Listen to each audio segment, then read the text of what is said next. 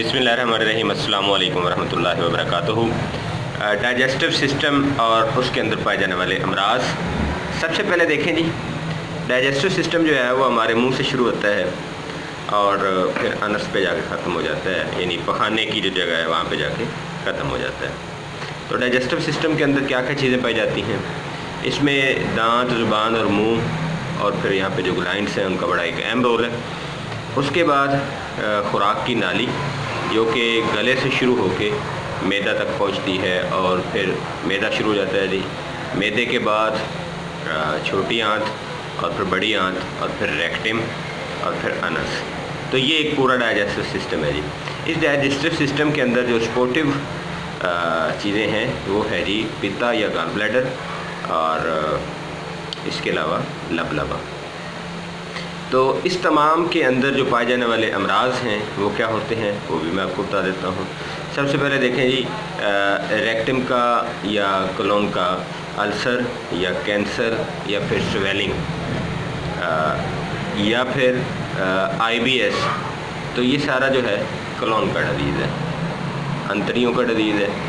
तो इसमें आपको सबसे ज़्यादा जो सामना करना पड़ता है वो जो अमराज होते हैं वो तेज़ाबी अमराज होते हैं, जो कि जिनके मैंने नाम आप लोगों को बताए हैं। तो तेज़ाबियत को बढ़ने नहीं देना चाहिए, एसिडिटी को बढ़ने नहीं देना चाहिए। तो ये सारे के सारे तेज़ाबी अमराज हैं। इसके अलावा IBS की एक किस्म है जिसमें स्टूल लूज़ हो जाता है, और फिर डायरिया। तो ये तेज़ाबी अमराज नहीं है।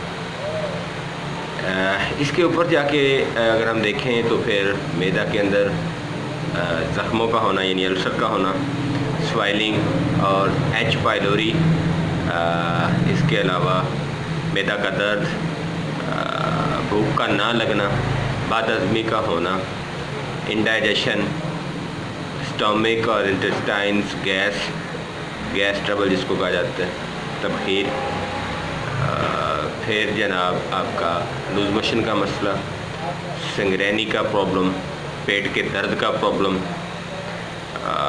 इसके अलावा भूख जो है वो सही तरह से ना लगना या खुराक का डाइजेस्ट ना होना, मुंह के अंदर दाने या छाले बन जाना, और वाटरी स्टूल का आना या डायरिया का होना, कॉन्स्टिपेशन या कब्ज़ का होना। तो ये वो सारे अमराज हैं जो डाइजेस्टिव सिस्टम के अंदर पाए जाते हैं। इनमें से कुछ अमराज जो हैं वो वायरल इन्फेक्शन की वजह से होते हैं, और कुछ अमराज जो हैं वो बैक्टीरियल इन्फेक्शन की वजह से होते हैं।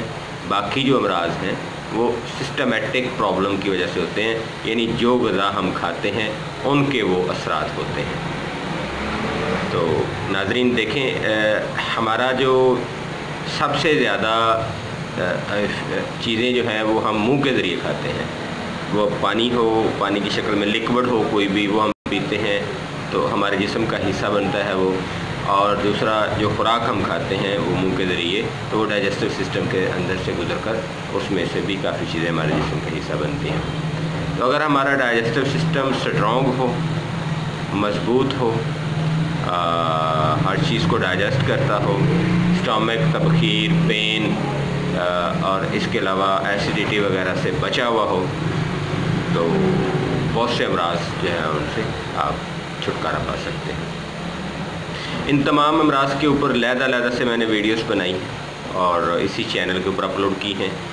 अगर आप लोगों को लगता है कि आपका कोई डाइजेस्टिव सिस्टम का कोई प्रॉब्लम रह गया है, मिस हो गया है, जिसके ऊपर मैं बात नहीं कर पाया, तो प्लीज़ उसको कमेंट्स कीजिएगा, तो मैं इंशाल्लाह उसके ऊपर भी आपको इन्फॉर्मेशन मुहैया करूँगा।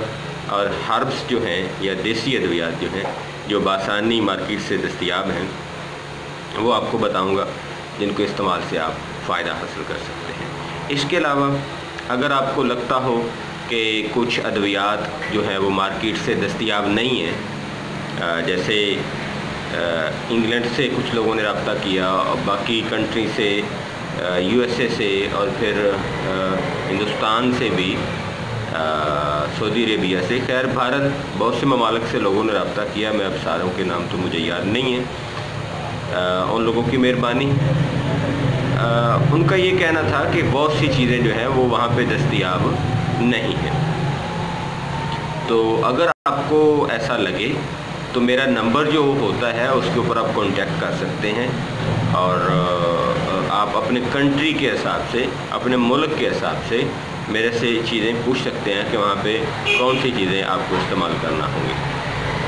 मैं हकीम नज़ीर अहमद चौधरी, हमदर्द से दवाखाना से। मुझे अपनी दुआ में याद रखिएगा, मेरे लिए दुआएं कीजिएगा, अपना और अपने घर वालों का बहुत ख्याल रखिएगा, और एक गुजारिश, तजाबियत से बच के रहिएगा। ये बहुत से अमराज की माँ है, कॉन्स्टिपेशन की, अल्सर की, कैंसर की, एच पैलोरी की, गैस की, ये जो है ना जी जड़ है तेज़ाब। तो तेज़ाबियत से आपको बचना है। अस्सलाम वालेकुम।